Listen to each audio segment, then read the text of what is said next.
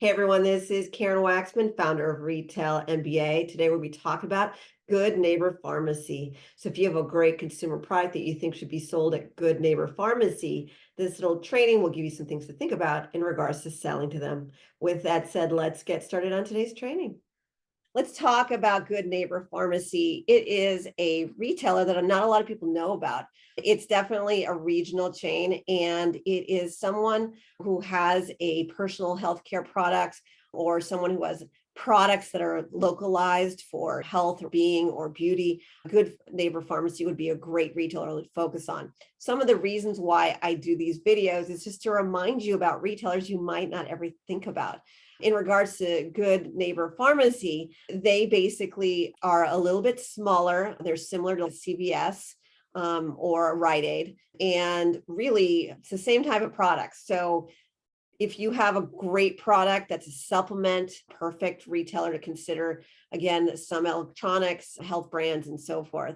Our clients have made many millions of dollars selling to pharmacies, so it's something to consider. So if I was to focus on Good Neighbor Pharmacy, the first thing I'd note is whether or not my product makes sense for them. So I would go on their website, I go into their stores, I take a look around and make sure that what I'm selling makes sense for them. Because sometimes people are just throwing stuff and hoping that retailer will buy, but you can't really do that with these regionals and so forth. They want to make sure that you've actually taken a look at their stores, because a lot of times they'll ask you, who have you sold to? When have you seen our stores? They're going to ask you specific questions. So don't just reach out to Good Neighbor Pharmacy because it says pharmacy on it. Make sure that they're selling products similar to yours in their stores, because that will be the difference between you getting an order or not, and it makes you look professional. Again, sometimes people just want to sell products to anybody, and because it says pharmacy, it doesn't necessarily mean that they're buying products exactly like yours. So do your due diligence, please, because I've actually gone into buyer meetings where literally they're like, which store did you go to, when, what time, and what did you see, and what was missing from my assortment? So they'll literally tell me, I want to know, what was I missing? And I have to come up with these answers. So I can't just pretend that I went to their stores. It's actually all retailer buyers get very frustrated when you try to reach out to them and you didn't do your due diligence. The other thing about pharmacies is that they don't have a lot of shelf space for a lot of things. So if you have big, bulky packaging, it's probably not the best place to go, because again, they put a lot of different stuff in the store, and sometimes people have these big, large things trying to sell to these pharmacies and they just can't fit it.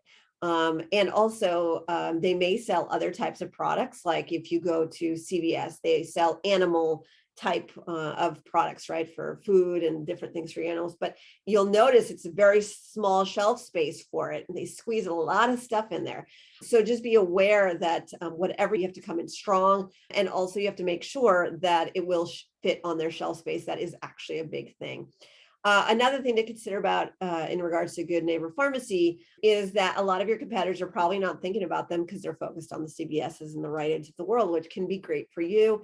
Definitely, usually what I teach people to do is to go away from your competition, find other retailers who could buy your product, and then consider going back to CVS and Rite Aid and all the other ones once you get those orders, because it shows proof that people like your product.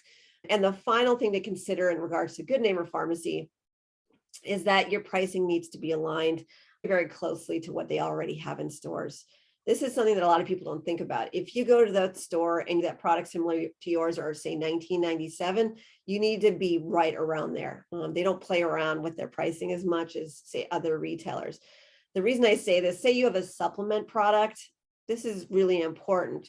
The supplement probably is great, and it probably is doing well online or whatever it is if you're trying to go after stores. But what if you're selling a 50-ounce package online and is doing really well, but they at Good Neighbor Pharmacy is selling the same product with a much cheaper and a lot less quantity in it? That's actually something to consider. You might have to actually sell them a product with the same ounce size or whatever.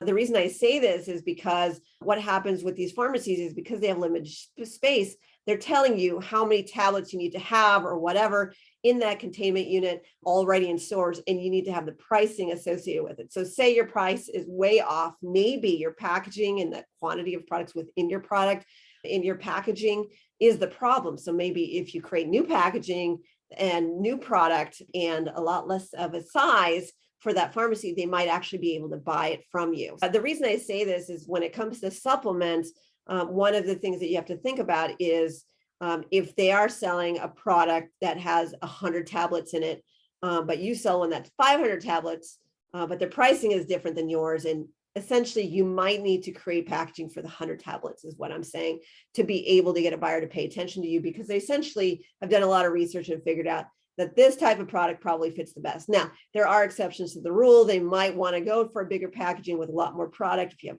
really great pricing, there's obviously exceptions. But I hope you get my point. My point is that don't assume that because your pricing is crazy different than in stores, that the actual quantity and volume the client is receiving is equivalent to what you're selling online. Do your due diligence and understand that, and maybe you might actually get a change to order, and do that for other stores. Don't just change your packaging just because of one retailer. You definitely want to see if across the board they're selling quantities of your product in a certain way, especially for stuff like supplements and so forth. Same thing for hair products or whatever, the ounces count. These types of things can make the difference between you getting a chance to order or not. Anyways, I hope that provided value for you. If you want to learn how to approach, pitch, and sell to chain stores, like Good Neighbor, to our free webinar listed below. Check out what we do. We do events. We have services where we reach out to chain stores on your behalf, and or we have do-it-yourself programs if you want to learn the nuances of developing your product and preparing it for stores and then actually reaching out to stores. We've had so many successes over the years. Thanks again. Subscribe and keep in touch. Thank you.